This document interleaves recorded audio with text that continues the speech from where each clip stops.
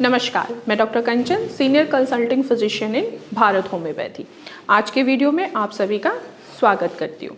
आज मैं आप सभी से बात करने वाली हूँ कि एक किडनी पेशेंट के लिए पोटेशियम का क्या रोल है और आप अपने पोटेशियम को अपनी डाइट से कैसे कंट्रोल कर सकते हैं।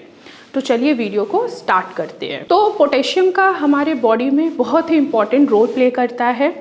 क्यों? क्योंकि पोटेशियम जो है ये हमारे सेल और नर्व्स के प्रॉपर फंक्शनिंग में हमारी मदद करता है और साथ ही साथ पोटेशियम ही है जो हमारे ब्लड प्रेशर को भी रेगुलेट करता है।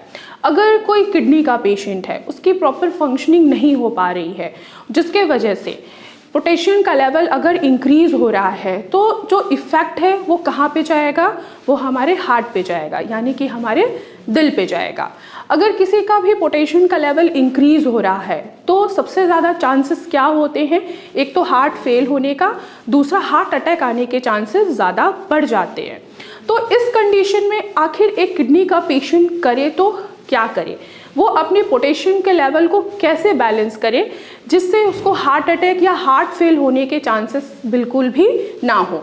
तो एक किडनी पेशेंट अपनी डाइट में ही कंट्रोल करके या कुछ ऐसी चीज़ों को अवॉइड करके अपने पोटेशियम के लेवल को कंट्रोल कर सकता है। तो चलिए बात करते हैं डाइट से ही कि आखिर हम अपने पोटेशियम के लेवल को कैसे मेंटेन कर सकते हैं।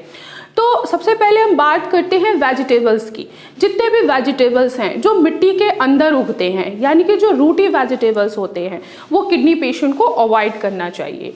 अब ये रूटी वेजिटेबल्स कौन कौन से होते हैं? आलू हो गया हमारा, शकरकंद हो गया, गाजर हो गया, मूली हो गया, बीट रूट हो गया। ये ज़मीन के अंदर पाई जाती है और इनमें पोटेशियम की मात्रा पाई जाती है।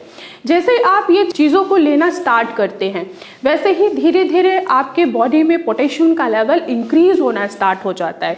क्यों? क्योंकि आपकी किडनी जो है वो प्रॉपर फंक्शनिंग पे नहीं है।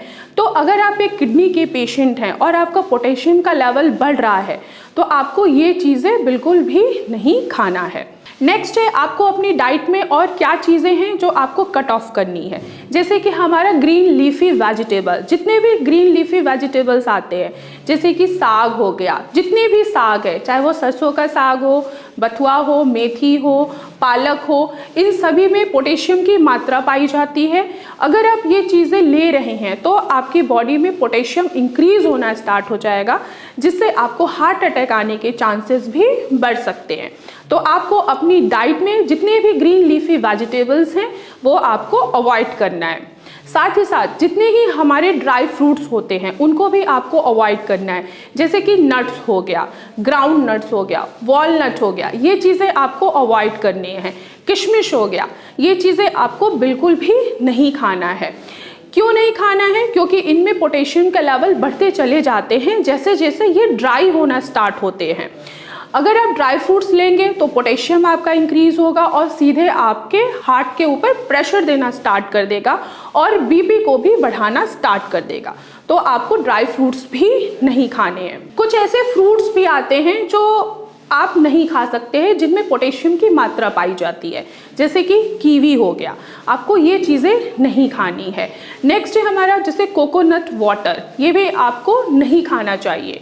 अगर आप ये चीज़ें का सेवन करते हैं तो पोटेशियम का लेवल आपका बढ़ेगा।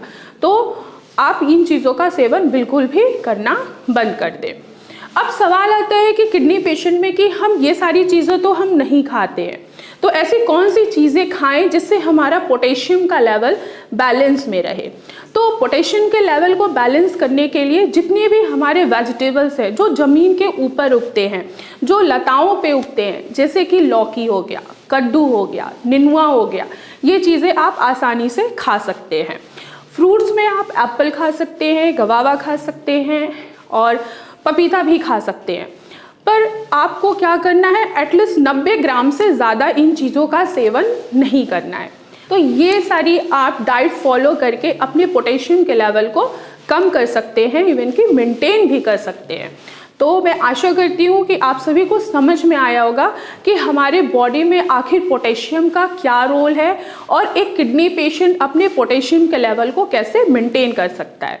तो आज की वीडियो में बस इतना ही, फिर मैं मिलूँगी नेक्स्ट वीडियो में। तब तक के लिए धन्यवाद। है।